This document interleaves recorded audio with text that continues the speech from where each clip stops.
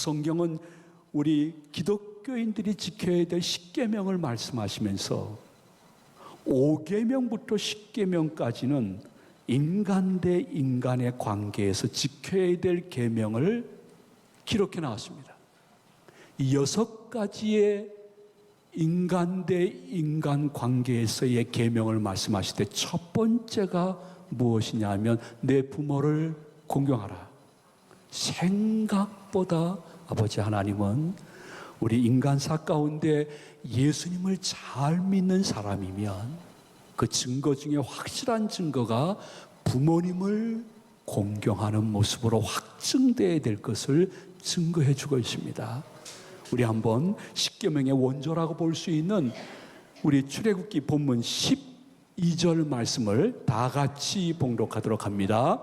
내 부모를 공경하라. 그리하면 내 하나님 여호와가 내게 준 땅에서 내 생명이 길리라.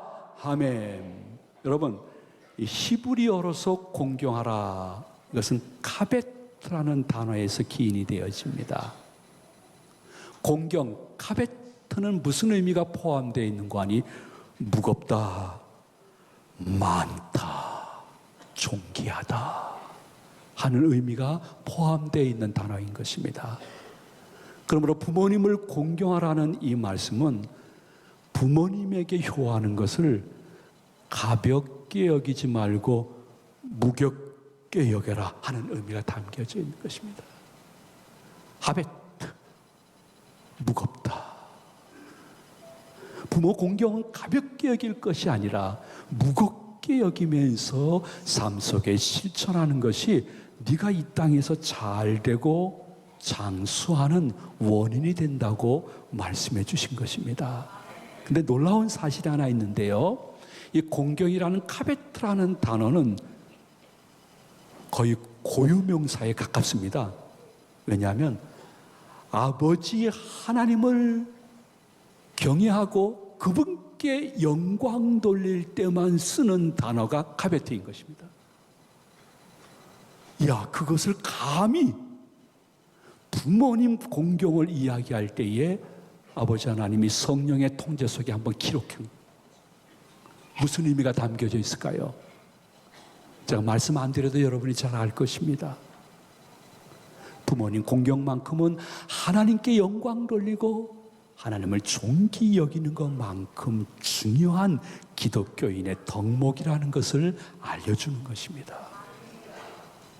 심지어 여러분들이 잘 아는 종교개혁자 루터는 말하기를 이렇게까지 말씀을 했네요.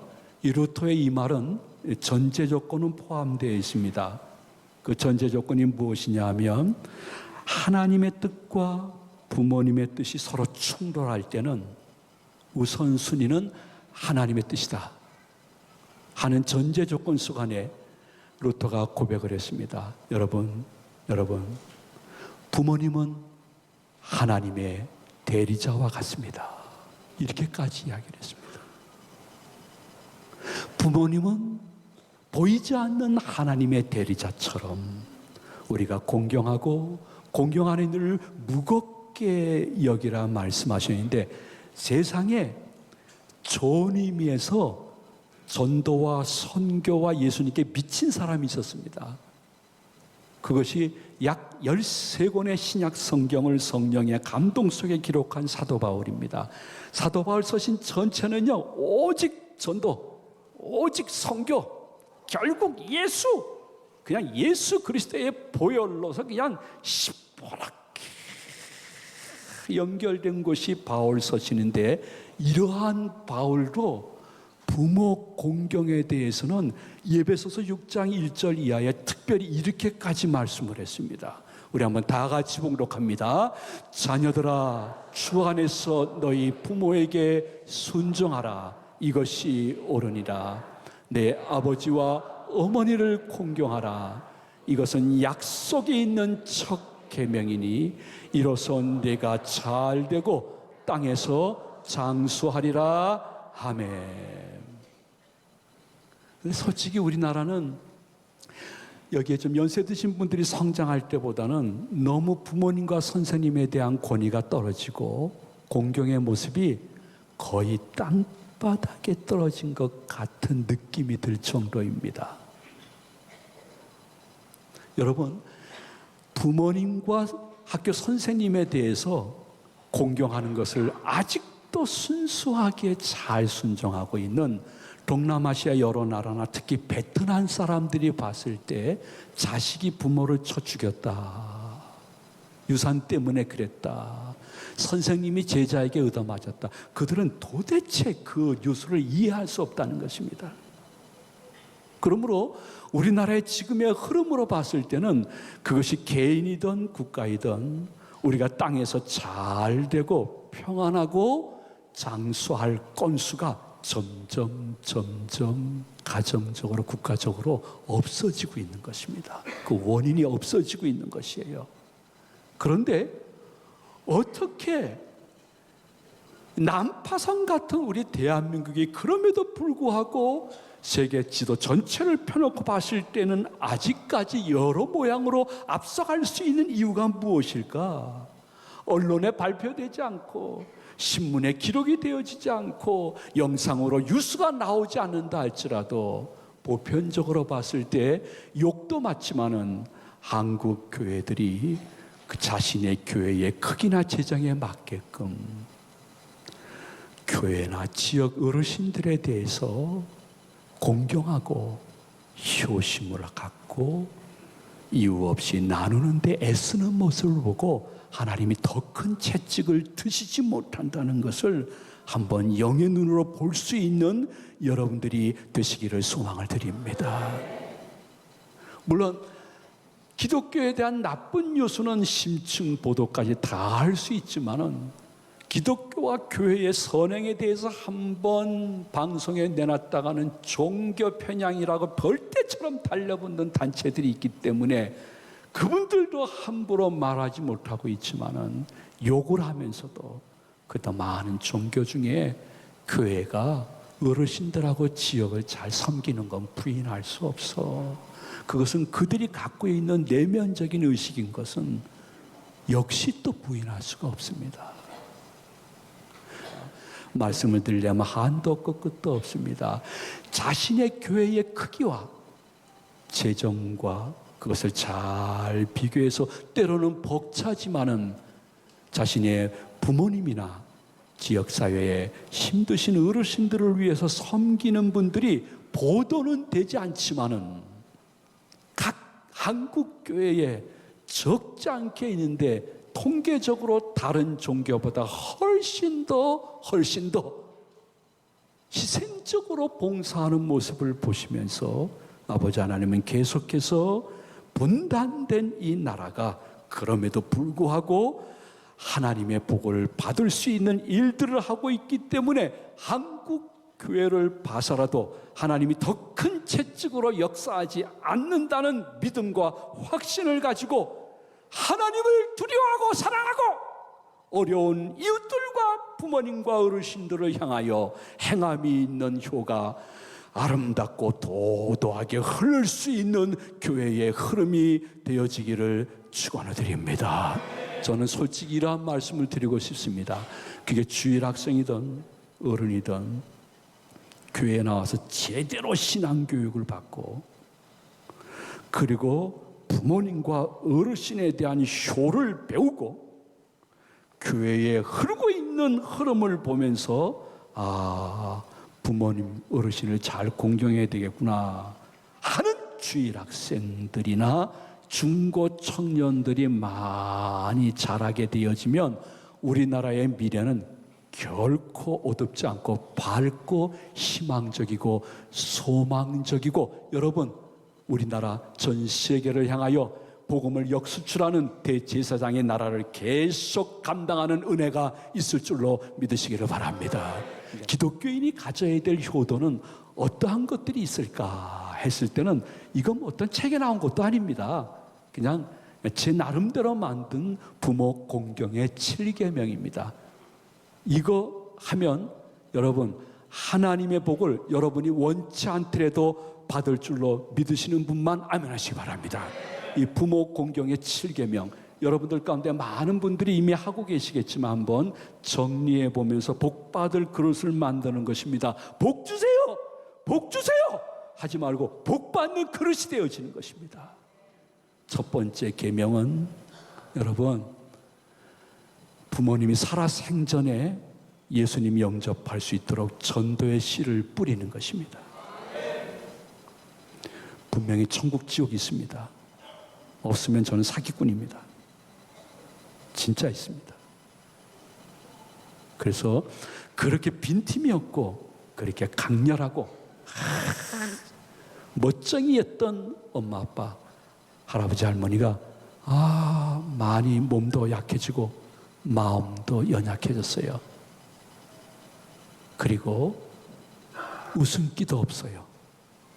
본인이 죽음을 기억하고 있는 것입니다. 그때가 최고의 전도의 때입니다. 여러분, 사람들이 응급실이나 중환자실에서 왜 복음을 잘 받습니까? 그때가 최고의 전도의 열매가 맺혀질 때이기 때문인 것입니다. 그러므로 어쩌면 나보다 먼저 떠나실 부모님, 할아버지, 할머니께 예수님 믿으세요. 그리고 꼭 천국 가서 저랑 만나셔야 돼요.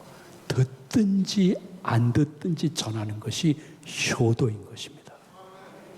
두 번째는요, 여러분, 정기적인 용돈을 드릴 수는 없더라도 가끔이라도 용돈을 드리거나 정기적으로 드리려고 하면 이렇게 물질로 드리는 것보다는 아직 살아계신 엄마, 아빠의 은행 계좌 번호를 아는 게 좋습니다. 그래서 단 몇만 원이라도 정기적으로 아직 살아계신 엄마, 아빠 은행 계좌로 보내드려야 조금 마음의 미안함도 덜 할 수 있습니다. 아무리 자식이지만 매달 와가지고 혹은 어쩌다 와가지고 주는데 표정은 밝지 않습니다. 자기도 살기 힘든데 이거 드리려고 하니까 갖다 내 던지듯이 주는 것보다는 계좌번호로 자동 이체하는 게 최고입니다. 어쩌다가 식사를 해봤는데 가족끼리 혹은 손주들끼리 데리고서 나가서 먹어봤는데 맛있습니다, 음식이. 그럼 내 입에 그 음식이 맞으시면 아직 살아계신 엄마, 아빠 입에도 맞으시는 것입니다. 왜? 일평생 한 공동체 식사를 했기 때문인 것입니다.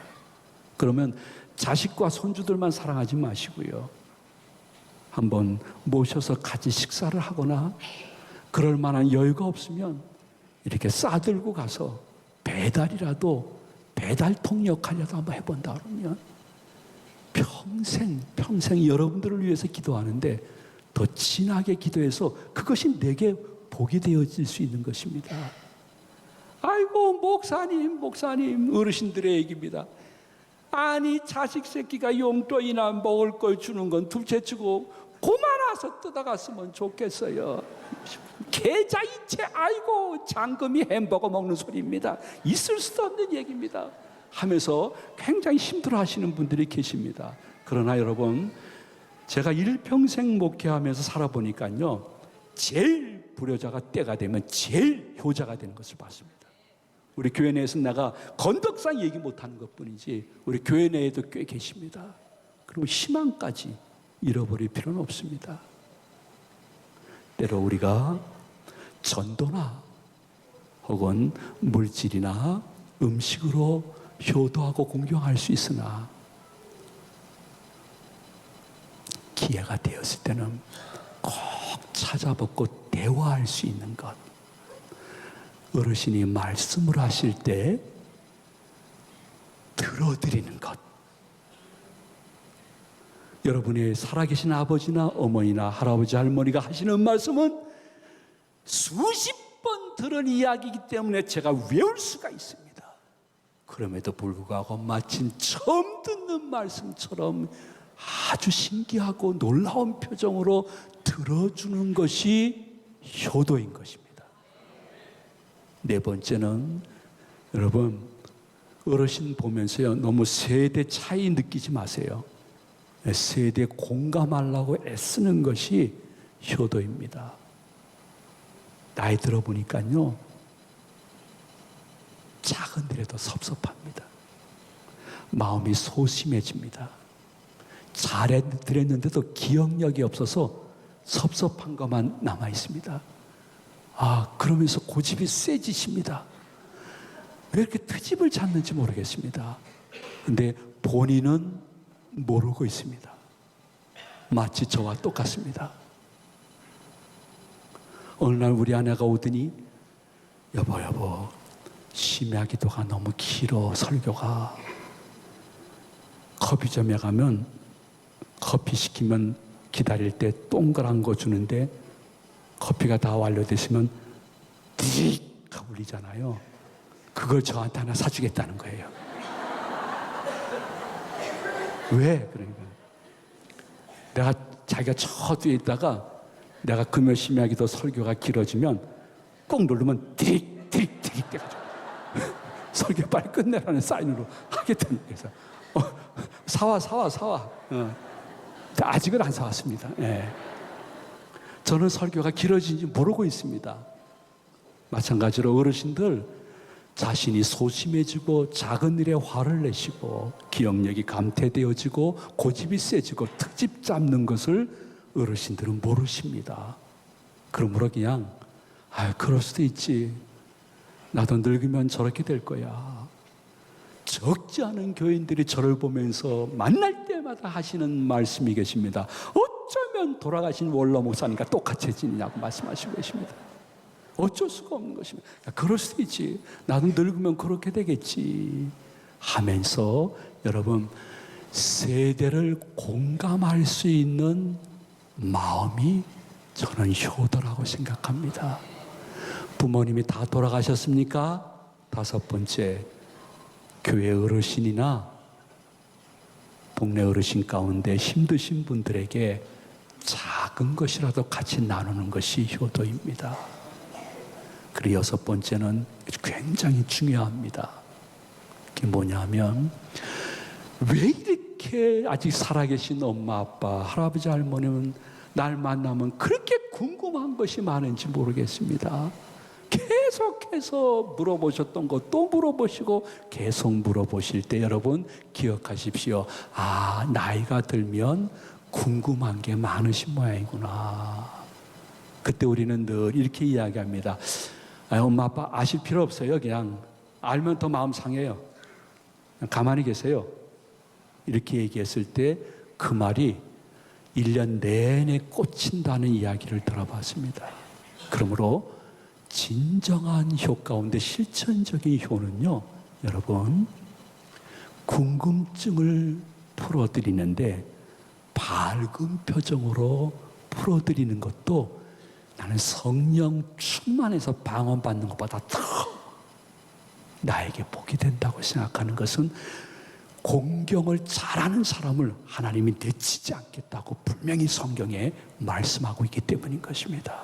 그리고 어르신들, 아직 살아계신 엄마, 아빠 계시면요, 자주 미리 병원에 모시고 가는 것도 굉장히 그분 돌아가신 후에 후회하지 아니하는 좋은 효도라고 말씀을 하고 있습니다. 그런데 공경, 카베트라는 히브리어 속에 무겁다는 의미도 포함되어 있지만은 많다 하는 의미도 포함되어 있습니다.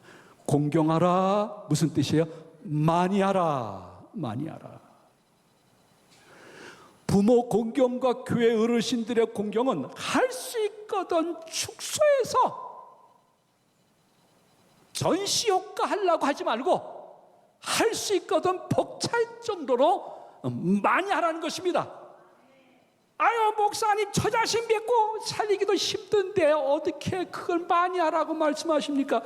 남 목사님 가끔 어떤 때 가만히 보게 되면 현실에 맞지 않는 설교를 할 때가 있다고 하시는 분들이 지금 고개 숙인 분 중에 몇 분 계시는 것 같습니다.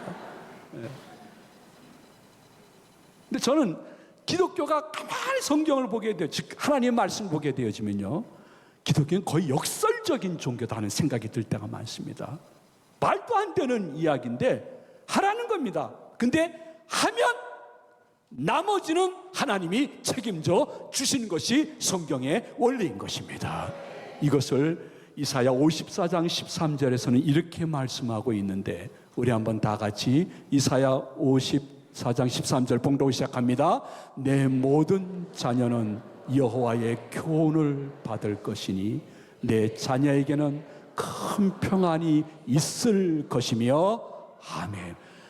말씀대로 행하면 나머지는 하나님이 책임져줘서 여러분과 여러분의 가족과 여러분의 생과 여러분의 건강과 여러분의 삶 속에 하나님이 평안, 샬롬, 평강의 축복을 주실 것을 언약해 주신 것입니다. 사람은 약속하면 분리하면 자기가 취소해버리지만은 하나님의 언약은 결코 취소하지 않고 말씀대로 행하는 사람과 그 교회에 하나님이 역사하셨고 앞으로도 역사하실 것입니다. 여기에 있는 모든 어르신들과 당회원들이 증인입니다. 제 일평생 목회하면서 그 죽음 같은 사망의 음침한 골짜기를 지나는 교회 건축 중에도 어르신을 위한 행사와 예산을 저는 단 10원도 깎아본 적이 없습니다. 차라리 교육자를 줄이고 내 사례를 죽이면 줄였지. 어르신들 뭐 한다, 어려우신 분들 뭐 한다 하면 저는 그 행사와 그 예산을 절대로 줄이지 않았습니다. 이유는 딱 한 가지입니다. 부모를 공경하면 네가 잘 된다는 이 말씀은 개인, 가정에만 해당되는 것이 아니라 교회에도 해당되기 때문인 것입니다. 그래서 어르신들, 어떤 젊은 여집사님이 그러더라고요. 목사님은